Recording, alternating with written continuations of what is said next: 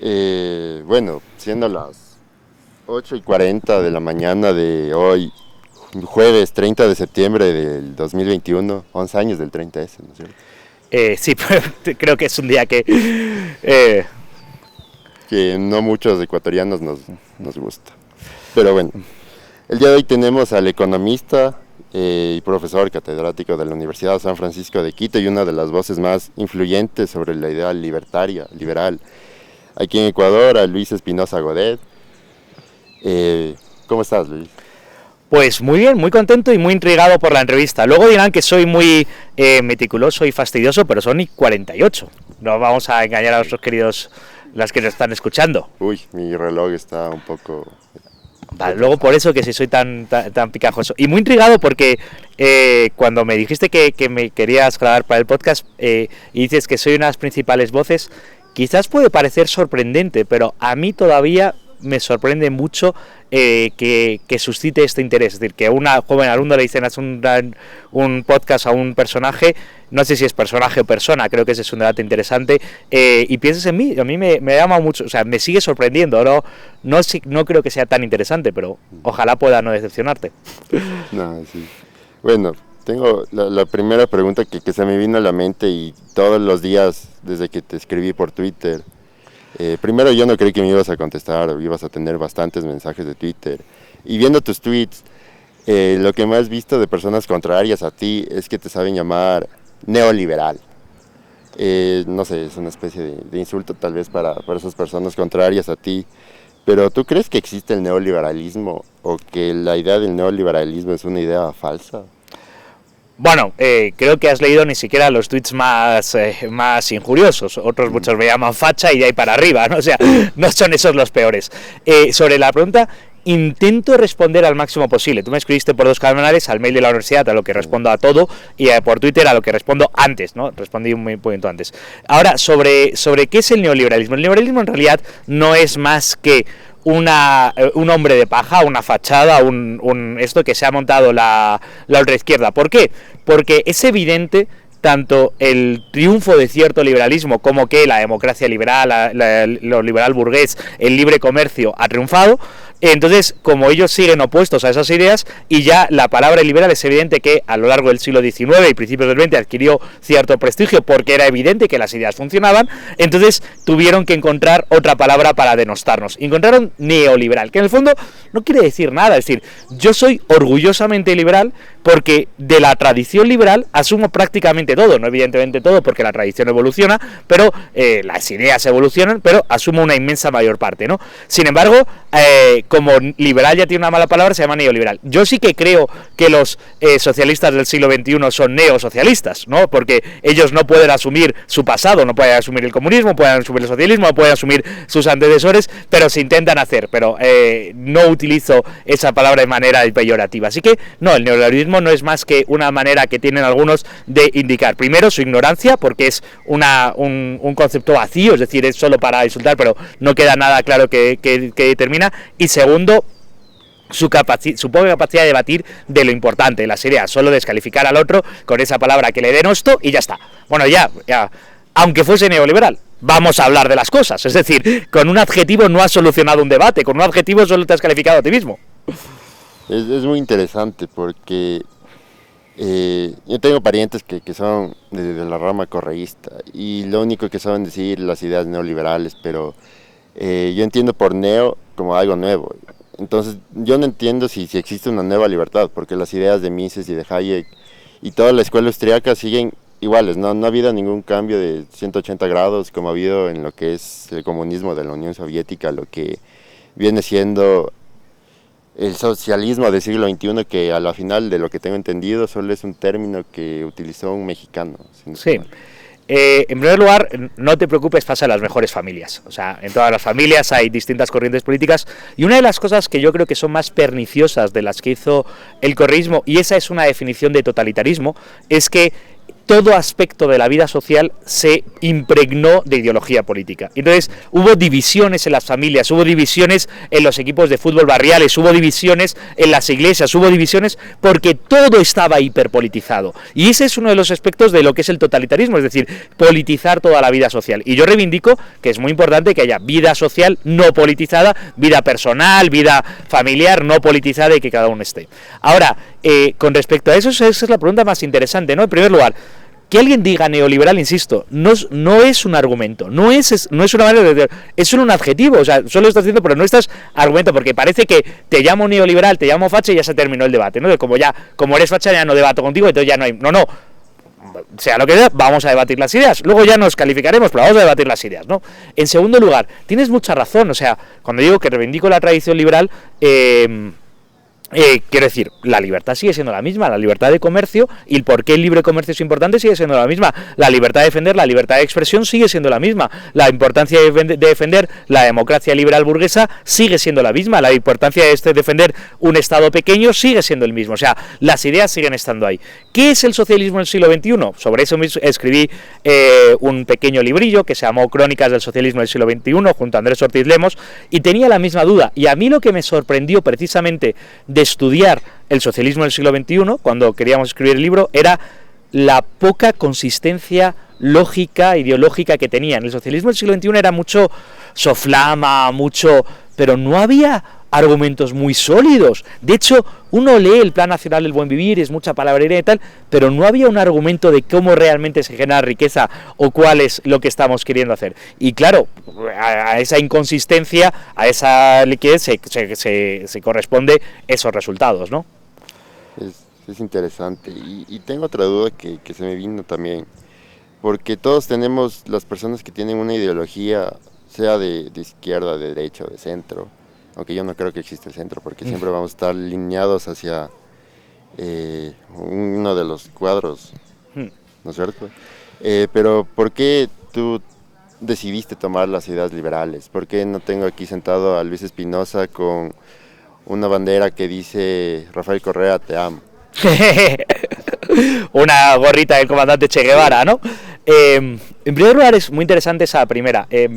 Hay una cierta denostación en público de la ideología, o de tener ideología. Entonces, no a los dogmatismos o a la ideología. Bueno, yo por ideología entiendo un conjunto de ideas coherentes sobre cómo funciona y debería funcionar el mundo. Es decir, si tú dices que no tienes ideología, a mí lo que me estás diciendo es que no tienes una idea de cómo funciona o debería funcionar la sociedad. Luego, tus opiniones son perfectamente arbitrarias, cambiantes y no tienen solidez o consistencia entre sí, ¿no? O sea, hoy dices una cosa y mañana puedo decir la contraria porque sí. Hoy digo que hay que subir los impuestos y mañana hay que bajarlos porque sí, porque me apetece esta mañana. Pero no tengo una idea consistente. Hoy digo que hay que meter preso, hoy digo que hay que cerrar las fronteras y mañana digo que hay que abrirlas. Porque sí. Bueno, evidentemente los que tenemos ideología tenemos un conjunto de ideas coherentes sobre el mundo, no perfectamente coherentes, no perfectamente iguales, pero que aspiramos a ello. Creo que es una aspiración noble. La segunda es ¿cómo llegué a ser liberal? Hombre, evidentemente todos, y más lo digo hablando, o sea, sé que hablo con un joven con interés por la política, es muy normal cambiar de idea, especialmente cuando uno es joven, ¿no? Mi maestro Escotado dice el placer de cambiar de idea. Yo empecé en un cierto pues socialismo, como era la inmensa mayor parte de mi generación, aunque no me sentía muy cómodo, la verdad. Empecé con una doctrina social de la Iglesia, tampoco me sentía muy cómodo, y luego en un círculo de debate debatíamos, era una sociedad de debate, un club de debate, debatíamos los distintos temas. Y claro, las sociedades de debate a las que yo les debo tanto, cuando tú tienes que debatir un tema, tienes que pensar seriamente sobre el tema. Y según pensaba seriamente sobre el tema, sin tener grandes referentes o maestros en aquel entonces, empezaba a darme cuenta que yo era razonablemente o mayoritariamente liberal, sin saber muy bien qué quería decir eso. Y luego me empecé a hacer activismo político, me empecé a hacer activismo por las ideas. A mí me gusta el mundo de las ideas, creo que es muy noble, creo que es a lo que nos dedicamos en la universidad. Estoy muy feliz de estar en una universidad donde se aprecia el valor de las ideas y poco a poco me he ido haciendo más liberal. Con el tiempo, y también es verdad, y eso no sé si es una exclusiva para tu podcast, pero es evidente, cualquiera que me siga, con el tiempo me estoy haciendo un liberal conservador, es decir, cada vez voy apreciando más valores de la tradición conservadora. Sigo siendo liberal en mi inmensa mayor parte, y sí que hay parte de la tradición conservadora que voy apreciando más con el tiempo. Estoy haciendo mayor. Tenemos una exclusiva. Esto creo que puede ser un titular que llame mucho a la contraria a ti. Sí. Sí, pero bueno. Pero... Y estoy feliz de decirlo, es decir, yo estoy tan acostumbrado a que ya me he acostumbrado tanto a que me insulten de lado y lado, que como ya he pagado el precio, estoy feliz de decir lo que pienso. Y sí que ahí voy cambiando de idea, y sí que con el tiempo me voy haciendo más, voy apreciando más valores de la tradición conservadora. Creo que es la mejor manera de ponerlo. Sí, y ahorita que hablas de conservadorismo, tú básicamente compartes la idea de este argentino Agustín Laje. No es un autor, no es un referente al que sigo muchísimo. Es decir, hay otros en América Latina, Kaiser, esto. Por tanto, no puedo decir exactamente todo lo que dice Laje, si estoy de acuerdo o no estoy de acuerdo, es lo más por referencias. Es más por referencias que no he leído sus libros, por ejemplo. O sea, no me siento tan cómodo opinando porque no he leído el libro y no está. Así que, en general, no es que sea uno de los autores en los que son mi referencia. No digo nada ni bueno ni malo porque no lo he leído, no es mi referencia. Y ya que vamos de Argentina, volvemos a Ecuador. ¿Por qué decidiste Ecuador? ¿Por qué tú fuiste contrario a lo que muchas personas dicen, sáquenme del tercer mundo, viniste acá, te enamoraste de este país? Tengo entendido que ya llevas aquí casi desde el 2012. Desde el 12, así que sí.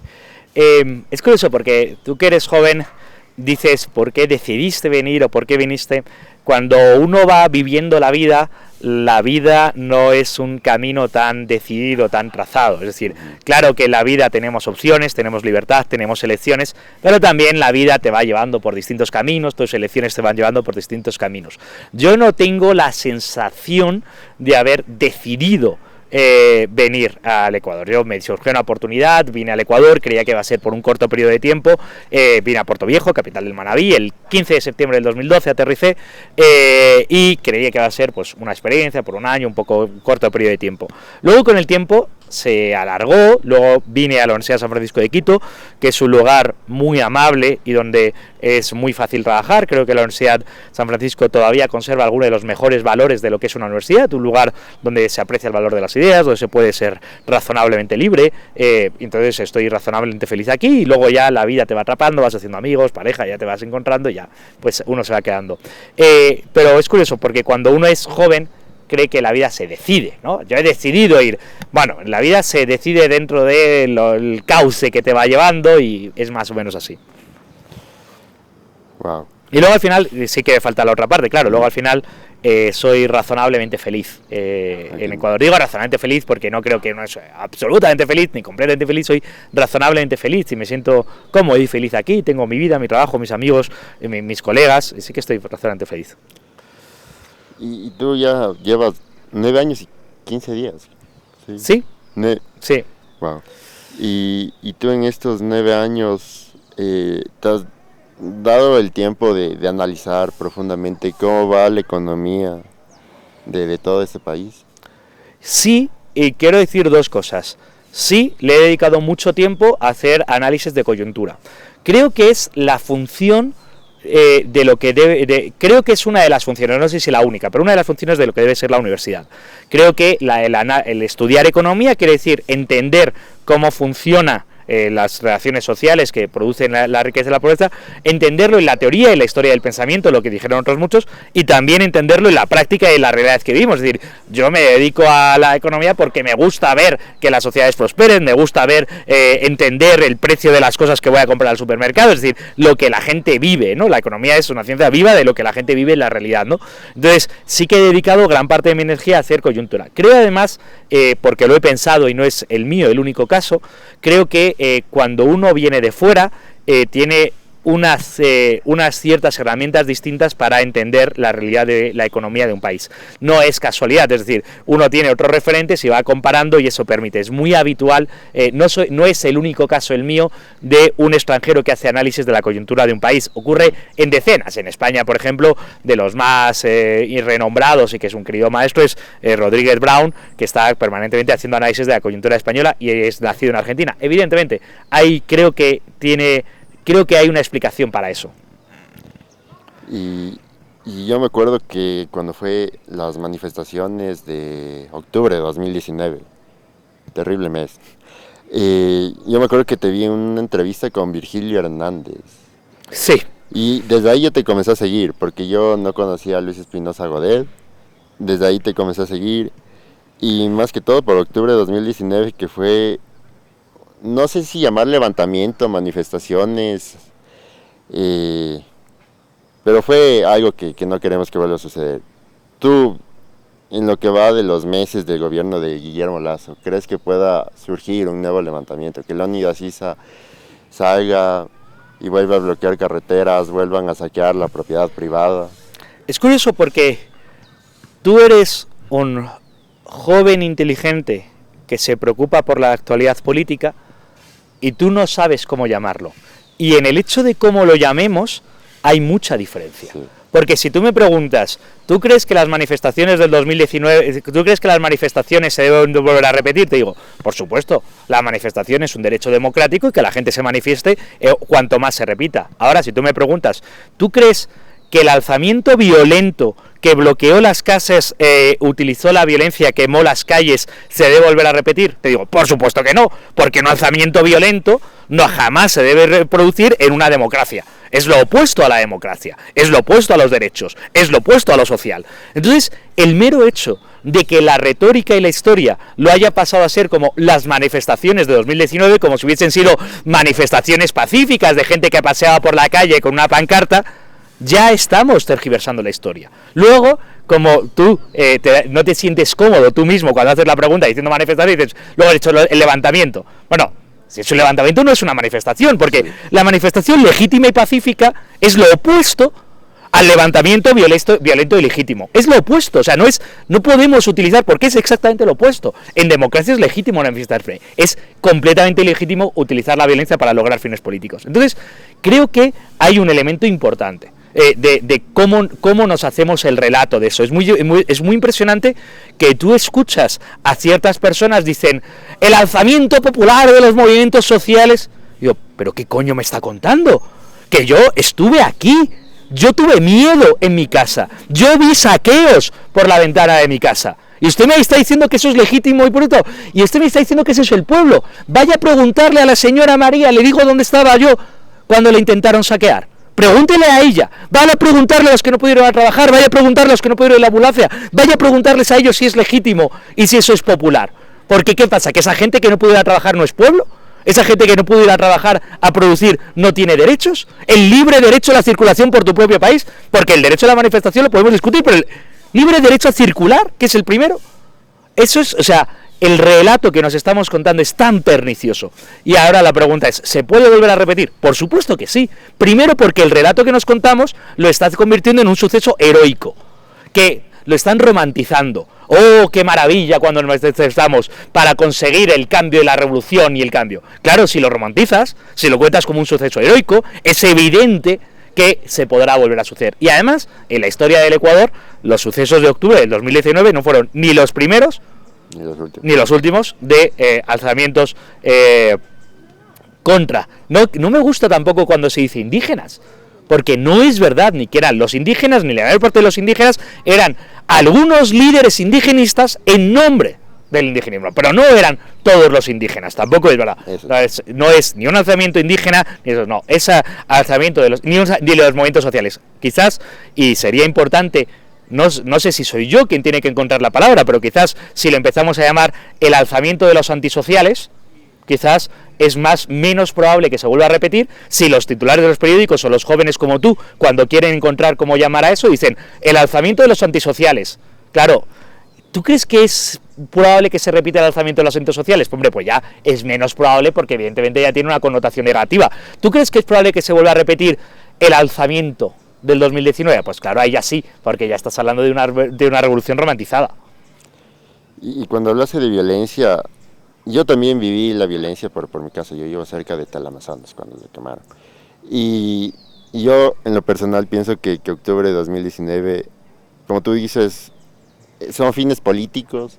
Por el simple hecho de que yo salí de mi casa escuchando disparos, salí a una cuadra y vi una camioneta entregando dinero a manifestantes. No era ni comida, ni nada, era dinero. Hay videos de eso, tal vez en los del podcast, Saga. Pero es curioso porque yo tengo miedo de que las medidas económicas que envió Lasso, que a la final, yo no creo que ni siquiera es una reforma. No me he dado la chance como tú, como bien la posta, que tú todo el fin de semana pasaste leyendo la ley. Yo leí apenitas porque estaba ocupado, pero lo que he visto es que no hay muchas diferencias y de la ley Creando Oportunidades, que de hecho se llamaba, creo, Creando Oportunidades.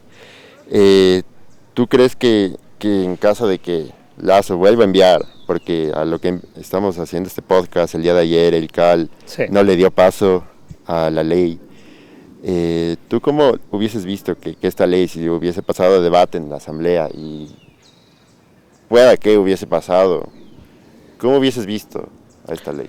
Yo estoy profundamente preocupado por ti. No por ti personalmente, sino por ti como una representación de los jóvenes de Ecuador.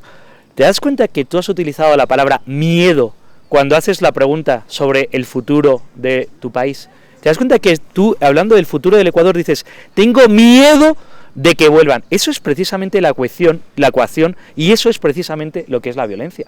La violencia, tú has empezado hablando y dices, oí disparos, y yo vi cómo pagaban a gente por disparos.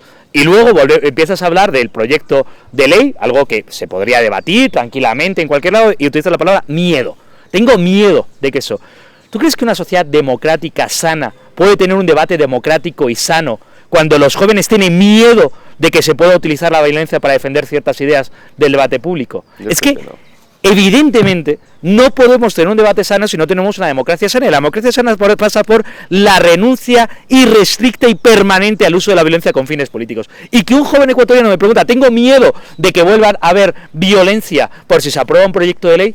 Bueno, podremos tener que el proyecto de ley sea mejor, peor, eso ya lo discutiremos en una democracia sana, pero desde luego sin miedo. Y yo, quizás una de las cosas que he decidido, y creo que por lo que estamos aquí, es que yo sí he decidido que no voy a tener miedo. Yo sí he decidido que voy a decir en público lo que pienso, voy a decir que me parece que esas personas son unos antisociales. Que me gano enemigos y que evidentemente me insultan a diario y tal, sí, pero al menos digo lo que pienso y al menos creo que contribuyo a una democracia más sana. Ahora, sobre qué pueda ocurrir si se aprueba la ley, el debate no puede ser, insisto, o sea, como tú estás planteando, sobre si tenemos miedo o sobre si algunos se van a manifestar. El debate debe ser qué opciones tiene Ecuador de generar riqueza o empleo. Aquí el problema grave eres tú. Tú eres un joven universitario que dentro de 2-3 años quiere entrar a un mercado laboral. Eres una persona honesta, trabajadora, que quiere lograr su propio, que espero que quiera lograr encontrar un trabajo.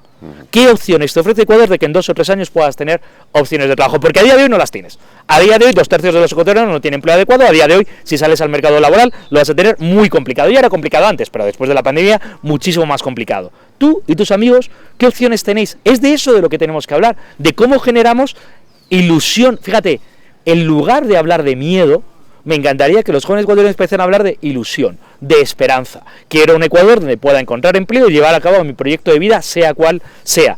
Y sin embargo, está hablando de miedo. Y yo de lo que quiero hablar es, esta ley objetivamente ofrece ilusión y esperanza para lograr más riqueza y más plazas de empleo. No, como muy bien dices, no es una reforma radical, pero creo que marginalmente es un poquito mejor o bastante mejor de lo que tenemos a día de hoy. Luego, sí, es mejor de lo que tenemos a día de hoy. Cuando tú hablas de empleo, yo honestamente en esta pandemia he tratado de emprender. Tengo un pequeño negocio que a la final me he dado cuenta que aquí en Ecuador es sumamente difícil por cuestiones burocráticas. Simplemente el tener un pequeño emprendimiento. Y lo que apoyaba de lo que mandó Lasso a la asamblea era eliminar ciertos impuestos que a la final beneficiaban a los microemprendedores. Y lo que también no sé si llamarme enojó, fue que el mismo Guillermo Lasso dijo que iba a ser de los que más pagan y las grandes fortunas iban a tener que hacer un poco de más, dar un poco más al Estado, pagando impuestos que a la final yo no sé si sea lo correcto, pagar impuestos cuando, como tú lo has dicho en una entrevista, el gobierno no se compromete a reducir el gasto fiscal o controlarlo de una mejor manera, porque a día de hoy tenemos un asambleísta que quiso comprar carros de lujos, que nosotros estamos pagando los masajes de un asambleísta en un hotel de lujo, una habitación de casi $200. ¿Cómo crees que se reduce el gasto fiscal? Buena pregunta, es muy interesante hacer las preguntas porque la introducción es... Yo tengo una pregunta para ti. Entiendo que el emprendimiento no salió bien, pero ¿tienes ilusión o esperanza de volver a lanzar un emprendimiento en Ecuador? Digamos que yo sí viví el efecto Lazo, la verdad. Desde que Guillermo Lazo ganó la presidencia, me ha ido mejor. Ah, me alegro muchísimo. ¿Y si te consiguen reducir los trámites y los impuestos que pagas a $60 al año, por eso te iría todavía mejor? Sí, me iría mejor. Pues me alegro mucho y que no hayas perdido la esperanza y la ilusión, que son palabras que para mí creo que son muy importantes aquí. A la pregunta. Reducir el gasto público es una tarea muy complicada. Yo digo una y mil veces, y llevo 15 años diciendo, 10 años diciendo en los medios de comunicación que hay que reducirlo, otra cosa es que sea fácil. Pero es necesaria y es ético. Es decir, aquí lo que puede ser es que el debate no lo tengamos, o sea, es ético que cada dólar que gasta el Estado, que lo gasta de los impuestos de los ecuatorianos, lo gaste de la mejor manera posible. ¿Qué quiere decir de la mejor manera posible? Para lograr los fines importantes, lograr reducir la pobreza, porque aquí no hemos hablado del dato más importante, 1/3 de los ecuatorianos es pobre. Entonces, vamos a hablar de reducir la pobreza y vamos a hacer. ¿Tiene sentido gastar el dinero para comprar un buque para ir a investigar a la Antártida? No, a día de hoy no. ¿Tiene sentido gastar $200.000 en aromaterapia? No tiene sentido gastar $200.000 en aromaterapia. ¿Tiene sentido gastar con dinero público el masaje de los asambleístas? No tiene sentido gastar el dinero del masaje de los asambleístas. O sea, tenemos que empezar a hablar seriamente del gasto público, pero porque es un debate ético, es un debate moral, no es un debate como lo intentan hacer los macroeconomistas, algunos de keynesianos, de si gasto más entonces se estimula la economía. No,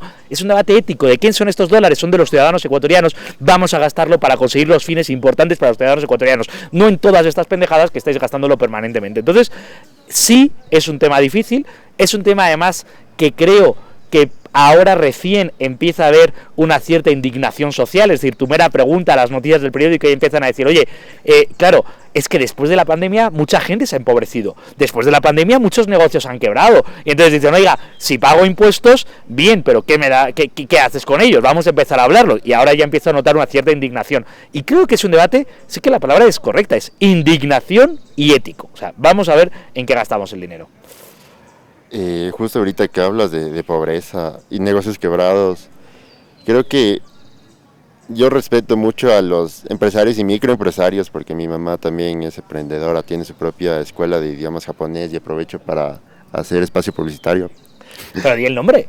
Sakura Gaku. Sakura Gaku, el mejor escuela de idiomas en Japón. Japón.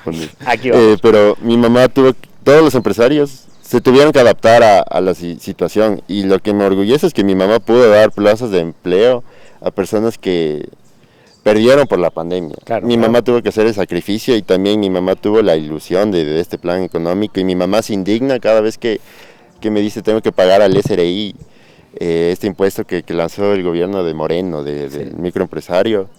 Se indigna por el mismo hecho que vemos que tenemos asambleístas que se la pasan literalmente lo mismo que haces tú, pero tú no cobras por darme un análisis. Ellos lo hacen, y sus asesores, y aparte de eso cobran el diezmo a los asesores.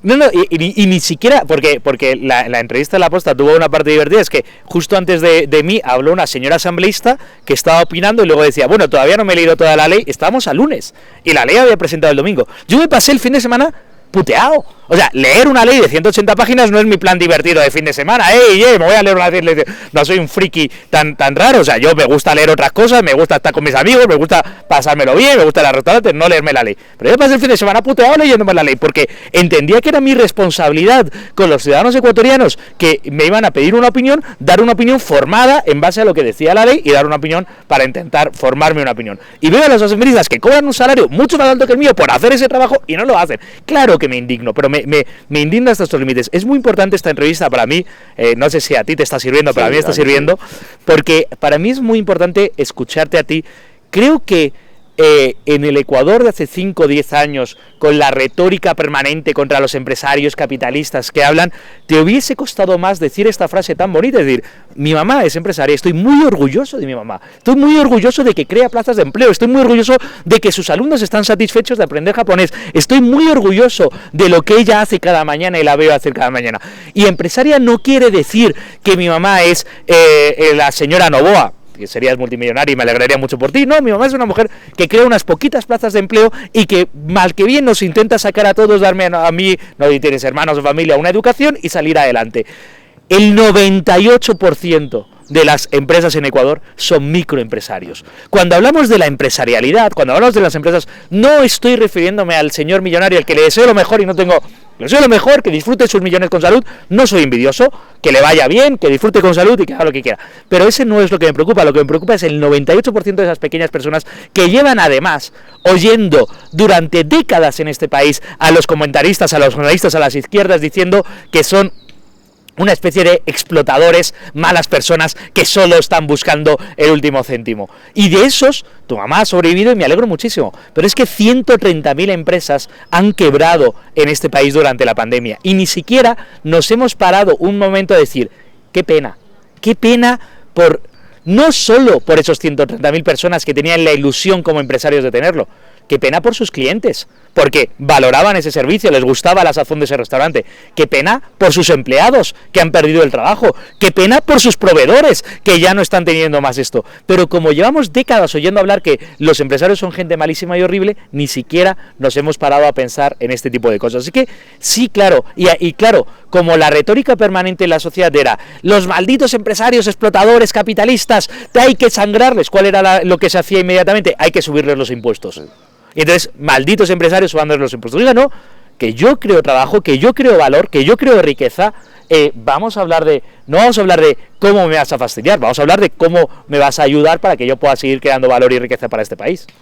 Y justo que tú hablaste de esto de los impuestos a los ricos.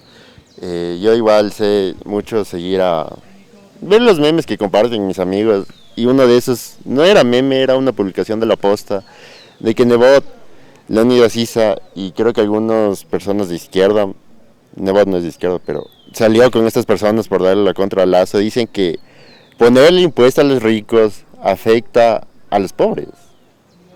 Y en cierto modo sí, afectan a los pobres porque el capital va a irse a otro lado, va a buscar otro país con mejor estabilidad.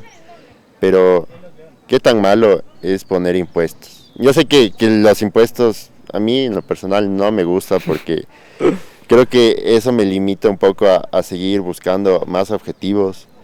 Pero, ¿realmente tú crees que los impuestos que Lazo estaba yendo a implementar o en cierto modo implementó eran bien o eran mal? Vamos a ver, yo creo que la parte de la subida de los impuestos es la peor parte o la parte mala de esa ley, y creo que tiene graves problemas.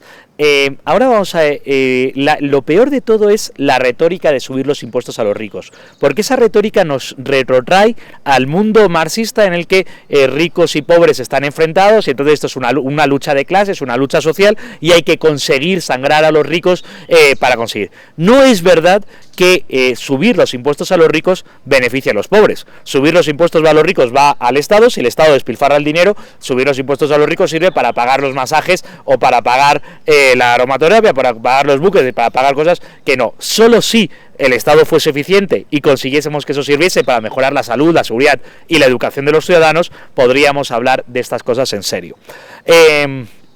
Entonces, lo peor de todo, más allá que el efecto económico que me preocupa, es el efecto de la retórica, de la que nos hemos acostumbrado tanto. Subir los impuestos a los ricos es malo. Ahora bien, entiendo que era una parte necesaria para intentar que las izquierdas, que les encanta ese discurso, aprobasen una ley, porque les estabas poniendo en una situación imposible. Tú llevas 15 años diciendo, o 50 años diciendo que hay que subir los impuestos a los ricos, ok, aquí está la ley que sube los impuestos a los ricos, ¿vas a votar a favor o en contra? Y claro, ahí se le ponía, eso era una cuestión de estrategia política por el votante medio. Pero bueno, no sabemos si va a pasar o no va a pasar, espero al menos que en esa retórica, en lugar de hablar, o sea, una sociedad no sale adelante a base de subir los impuestos. Una sociedad no va a prosperar a base de subir los impuestos. Entonces, subir los impuestos puede ser una discusión más o menos, pero vamos a hablar de lo importante, vamos a hablar de creación de empleo, de riqueza, de condiciones. De eso tenemos que hablar. Y justo que mencionaste plan económico. Aquí tengo una pregunta que una amiga me hizo porque ella vino de Chile recién y no está tan familiarizada con el gobierno de Guillermo Lasso, pero ella me dijo que no ve que Lasso tiene un plan económico como tal. ¿Tú qué le responderías? ¿Tú crees que hay un plan económico que se está ya manejando desde alguna línea el Ministerio de Economía? Es bastante interesante la pregunta, porque precisamente otros muchos acusan a Lasso de lo contrario, de estar hiperideologizado y que todo es un plan económico. Entonces, sí, hay un plan, de hecho, se ha presentado el plan nacional, con el que podemos estar más o menos de acuerdo, yo tengo bastantes discrepancias, pero hay un plan que se ha presentado, además un plan con datos indicadores. Queremos lograr esto para 2025, vamos a ver si se logra, pero hay un plan con datos indicadores. Claro que Lasso tiene un plan económico porque es una persona que lleva trabajando en las ideas del liberalismo durante muchos años. Otra cosa muy distinta, y ese es un debate muy interesante, es cómo se trasladan las ideas a la práctica. Cómo pasamos de la teoría a la política. Cómo pasamos de la academia a la asamblea. Y ahí hay un cierto gap, ahí hay un cierto... Claro que en una idea económica liberal subir los impuestos no está dentro del plan, pero también hay que pasar por la asamblea y también hay que cerrar la brecha fiscal. Entonces, ese es un debate muy interesante, pero sí que creo claramente que hay un plan económico y la ley que se ha presentado señala una dirección clara, mucha más liberalización de la economía. Y ahorita que mencionas el año 2025, año en el cual esperemos que Guillermo Lasso pueda entregar la banda presidencial a otro presidente, porque de lo que tengo entendido él solo se postuló, iba a ser su última oportunidad, no iba a ser como Álvaro Noboa una quinta y lastimosamente no hubo la sexta. Pero ¿cómo miras a Guillermo Lasso hasta el año 2025? ¿Cómo crees que de lo poco que se ha visto en estos meses, cumpliendo un plan de vacunación que es exitoso a nivel mundial? Porque mi tío vive en Japón y él, que tiene más edad que yo, recibió la vacuna un mes después que yo. Entonces, ¿tú cómo crees que Guillermo Lasso puede lograr terminar su mandato?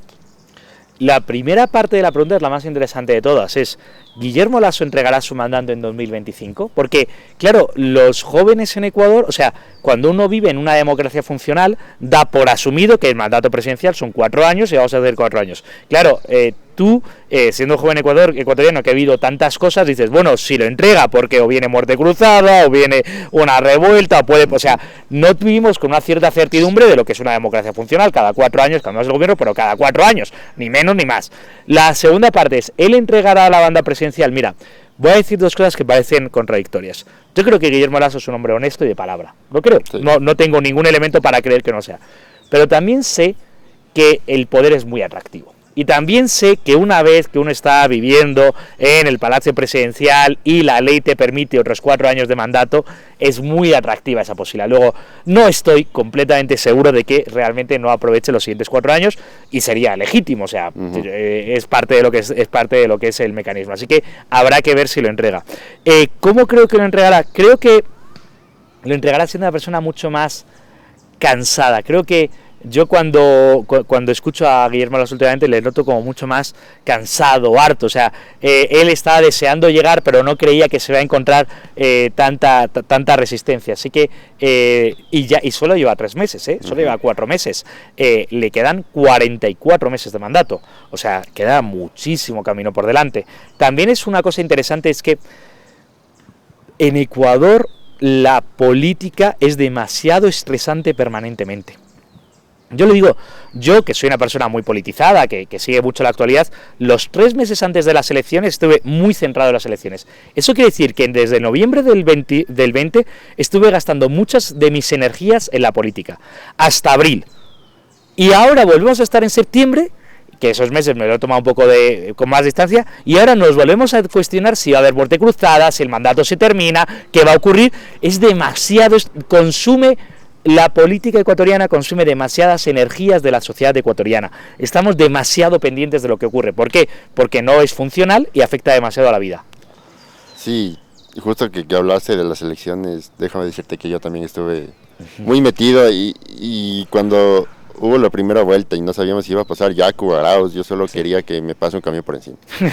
Porque fue muy estresante y más que todo, creo que sufrí lo que gente como tú, que es muy metida y muy reconocida en la política, sabe recibir amenazas de muerte. Yo me acuerdo que una persona por Twitter, seguidor de Arauz, me dijo que no, que ya vas a ver que gana Arauz, tú te vas a largar con tu familia y si no te largas te matan por tus ideas. Yo me quedé loco por eso, yo por eso me cerré Twitter un tiempo. Ya cuando hubo la segunda vuelta, yo puedo decir que ese 11 de abril yo me acosté a la 1 de la mañana porque yo me quedé festejando solito en mi cuarto con época de COVID, pero yo puedo decir que me quedé tranquilo, lo cual no pude tener en abril del 2017, ¿de acuerdo? Yo creo que Lazo nos ha dado, yo creo que pudo callar muchas bocas por el plan de vacunación, sobre todo que es lo que le estaban atacando. Pero déjame responderte con dos cuestiones. En primer lugar, cuando tú hablas de esa sensación, creo que no has utilizado la palabra que para mí es, ahí tuviste ilusión. Sí. O sea, en esa noche tú dijiste, tengo ilusión de que los próximos 4 años voy a vivir en un Ecuador mejor, en un Ecuador donde pueda comprar y vender, donde pueda llevar mi emprendimiento a cabo, donde pueda encontrar empleo cuando termine la carrera. Eso es una palabra que yo digo que es muy importante, y lo sorprendente es que 6 meses después volvemos a tener una conversación de que no pasa la ley, de que no es posible, de que no se avanza. O sea, es muy desesperante, ¿no? Porque vas de arriba abajo, de arriba abajo. En segundo lugar, sobre lo que comentas de las redes y los debates, quiero decir 2 cosas. En primer lugar, tener la conciencia de muy tranquila. A ti te habrán insultado, te habrán amenazado, pero tú nunca insultes, amenaces, nunca caigas en su juego. Tener la conciencia para estar siempre por encima de ese nivel, siempre por encima de, yo al menos no caigo en lo que cae esta gentuza, ¿no? Yo al menos, o sea, se demuestra que tus ideas son mejores siendo mejor, y eres mejor no cayendo en la zafiedad en la que están cayendo esta gentuza. En segundo lugar, y digo gentuza sin ningún esto, o sea, a gente que amenaza e insulta no es por las ideas, gente que amenaza e insulta es gentuza, o sea, no merece, da igual que ya sostengas, no mereces respeto, ¿no? En segundo lugar es cuando dices, otra vez, tuve que cerrar mi cuenta y dices, ¿te das cuenta que no, el debate público no se puede basar en el miedo? No puede ser que un joven que tenga interés tenga las ideas que tenga miedo y tenga que cerrar sus redes porque tiene miedo de lo que dicen. No podemos basar el debate público en el miedo. Y el hecho de que tú estés aquí ahora haciendo este podcast conmigo demuestra que ha triunfado la ilusión, la esperanza y la cordura, porque evidentemente ya estás volviendo a expresar ciertas ideas y a exponerte. Y eso está bien, que venzamos el miedo, porque si no, lo ganan los del miedo y perdemos todos. Si hubiese ganado Arauz, posiblemente no hubiese este podcast y posiblemente tú y yo no estaríamos en este país. Pero yo espero que hubiese podido permanecer, pero eso es muy triste otra vez, que luego vamos a hablar de miedo, ¿no? Sí. Espero que nadie nadie excepto los corruptos se haya tenido que ir del país porque haya ganado Lasso. Espero que quepamos todos en un país, si gana un presidente liberal, que permita que todos quepamos. Eso sí, los corruptos no, esos en la cárcel, pero espero que nadie se haya tenido que ir y no le deseo a nadie que se haya tenido que ir por eso. Y justo ahorita me acordé, tú mencionaste que Lasso se le había agotado.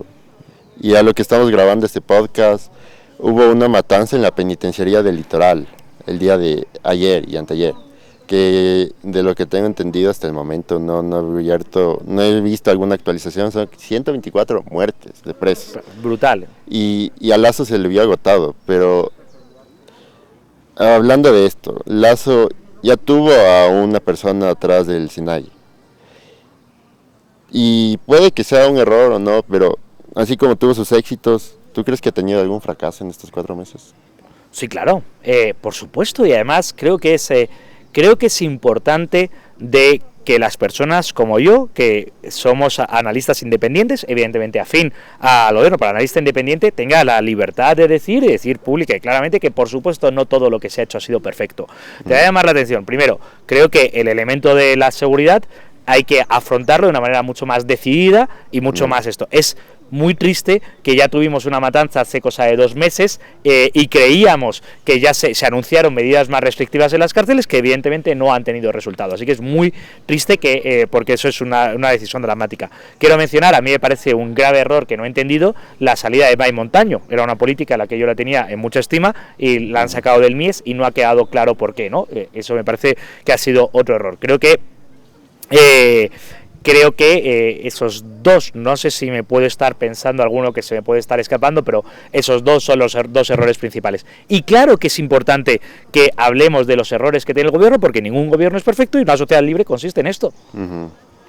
Y así como ha tenido errores, aparte del plan de vacunación, ¿tú crees que haya otra cosa que ha sido más exitoso el gobierno de Lasso? Yo me he quedado muy sorprendido por la mera presentación de la ley creando oportunidades. Como dices, ayer lo rechazó el CAL, habrá que ver qué ocurre con esto, pero muchos teníamos miedo de que Lasso fuese gradualista en el sentido de Macri, de no una reforma al tiempo, cada 3 meses una reforma cortita, y la ley creando oportunidades me parece que es lo contrario, es una ley a los 4 meses muy contundente. Yo creo que se podría haber hecho más contundente, sí, claro, se podría haber hecho más contundente y en el mundo ideal, pero la ley es razonablemente contundente a los 4 meses y creo que eso es un rotundo éxito. Habrá que ver si pasa y si no pasa habrá que ver qué ocurre.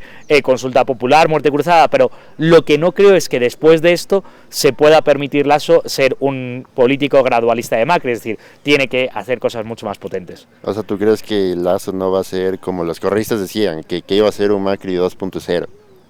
No, o sea, yo creo que ese riesgo existía, pero después de ver que se presenta esta ley, no veo por dónde, porque esta ley es bastante contundente. Entonces, ¿tú quieres decir que Lasso no te estaba poniendo una hojita, después otra, sino cogió y dijo, toma, ahí está mi plan económico? Eso es exactamente lo que ha hecho. Y eso es, y además, un poco ha dicho, lo tomas, vamos a hablar de ello, lo tomas o lo dejas. La Asamblea le ha dicho, ni se debate. O sea, fijaros el nivel de calidad democrática. O sea, podríamos debatir, no, mira, señor presidente, o sea, ¿qué hace una asamblea funcional? Señor presidente, el artículo 27.2, que me he leído, lo he entendido, lo he estudiado, creo que debería decir esto otro, o creo que había que suspenderlo. Eso es lo que hace una asamblea, para eso es para lo que está la asamblea. No, pero es que dicen, ni lo debatimos. Entonces, ¿para qué estás cobrando todos los meses? ¿Cuál es tu trabajo? ¿Para qué estás ahí? Porque tú estás ahí para proponer, combatir y debatir leyes. Bueno, pues lo debatemos. Ahora, ¿qué va a hacer a partir de aquí? No lo sé, y creo que es interesante verlo. Sí, eso es lo que esperamos que suceda, alguna especie de debate, que Lasso, no sé si el CAL mandó alguna cosa de esto no está bien, solo simplemente les devolvió, pero espero que Lasso vuelva a mandar esa ley, sea con los cambios que sea de la opinión pública. Bueno, la excusa del CAL ha sido que no hay unidad legislativa, luego lo que tiene que hacer Lasso es dividir en la misma ley en 5 leyes distintas o en 7 leyes distintas, 1, 2, 3, 4, 5, 6, 7, una detrás de otra. Hablemos de las 7, ¿no? Sí.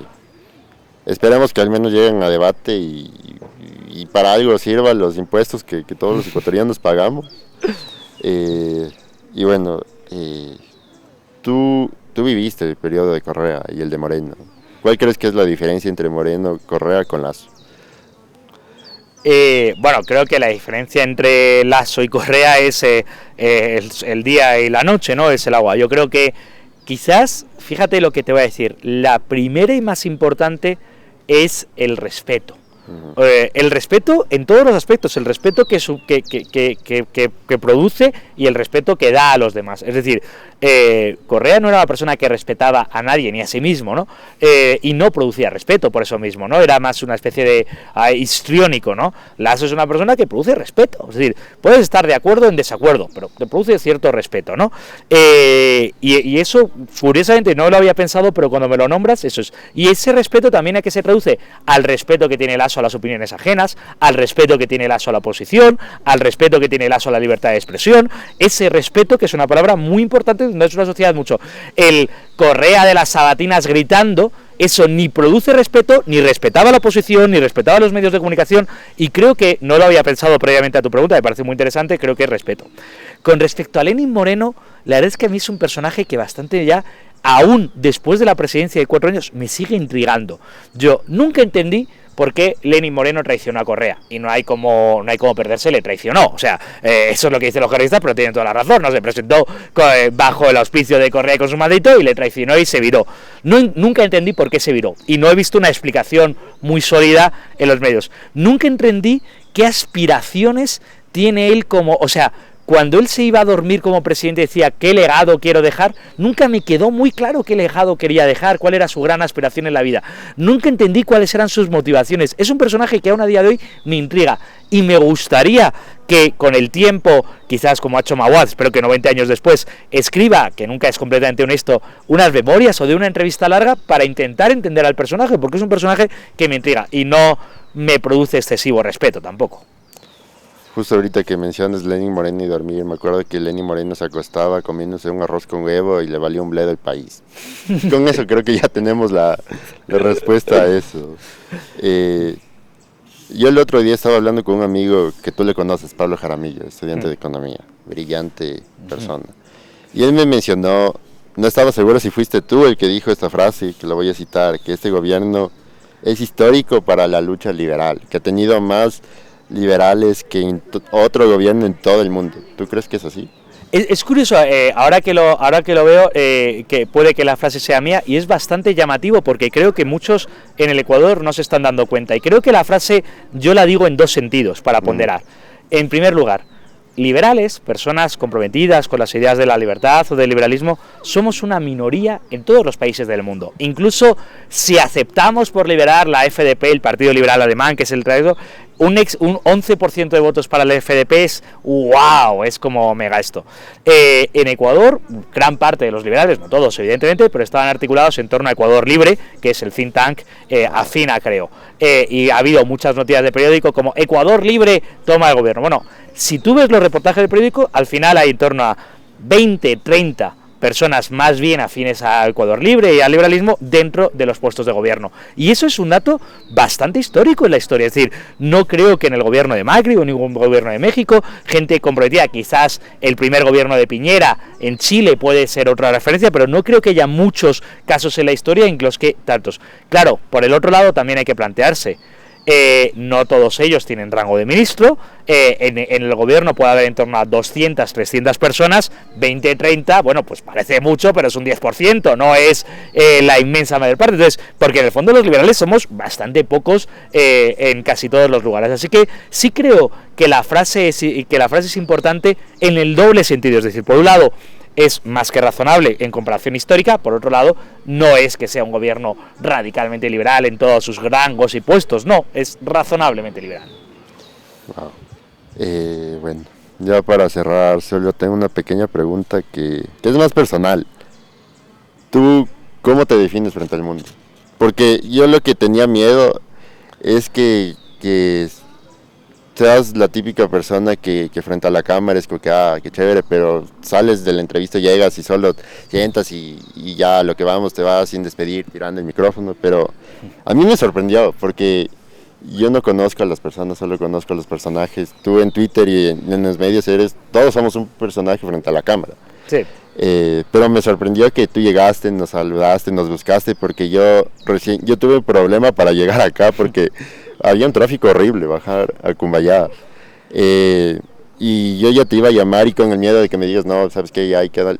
Tú llegaste, donde te dije que íbamos a hacer posiblemente la entrevista, tú llegaste, nos buscaste y te sentaste, y nos hiciste la conversa todos, y es algo que yo respeto de las personas que es así. Curioso porque creo que en eso tienes toda la razón, y creo que es algo que yo tengo que pensar y plantearme, es decir, al final Twitter, que es el mayor medio por el que me lo comunico, la columna, al final uno está permanentemente en el debate y está tan acostumbrado a que le insulten, a que le puyen, que ya en el debate público ya empieza enfadado, ¿no? Ya entras enfadado. Y creo que eso es un doble error. Primero es un error porque honestamente creo que a nivel personal no soy así. Los alumnos me ven en clase, no estoy permanente enfadado, hablo con las personas, intento ser amable con todo el mundo, creo que es una de las virtudes burguesas, creo que es una de las maneras amables de la relación en la sociedad y lo intento fomentar. Soy amable con quien quiero ser amable, evidentemente con los que me insultan tan permanente, pues no tengo ninguna gana. Yo, gracias a Dios, en mi vida privada soy bastante feliz, tengo muchos amigos y no tengo ganas, no he venido aquí para hacer amigos, que hice una canción de Loquillo que me gusta mucho como cantante, pero sí que creo que es un doble error, es un error mío fíjate, una de las maneras de ser amable es reconocer errores, en un doble sentido. Primero, es un error porque no creo que sea así en privado como en público, que soy bastante más agresivo, y segundo, porque no creo que es la manera de convencer a la gente. Y lo digo yo que lo hago, pero evidentemente si quiero convencerle de que el liberalismo es bueno y te digo, ¡el liberalismo es bueno porque tengo que es bueno! ¡No, no, no! Y claro, te pongo a gritar, pues el otro dice, señor, cálmese. O sea, no sé lo que me dice, pero así no.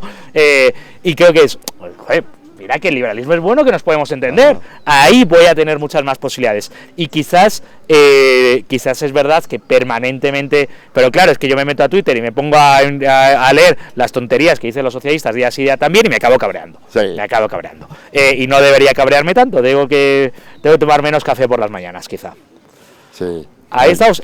Yo quiero terminar y quiero de tomarme tu espacio de podcast para decir que yo estoy muy contento con la entrevista. Estoy muy contento por la entrevista, por escucharte a ti y escuchar las inquietudes de un joven ecuatoriano. No eres la juventud ecuatoriana, por supuesto, pero un joven ecuatoriano que dice cosas distintas a los que normalmente nos dicen, que los dicen jóvenes los ecuatorianos, y cosas que honestamente has pensado. Es decir, cuando hablas de tu mamá como empresaria, de tu experiencia como empresario, honestamente lo has pensado.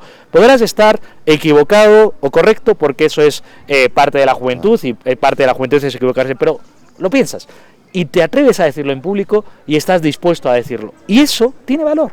Eso es lo que construye una democracia. Eso tiene valor, y es muy importante que lo hagas.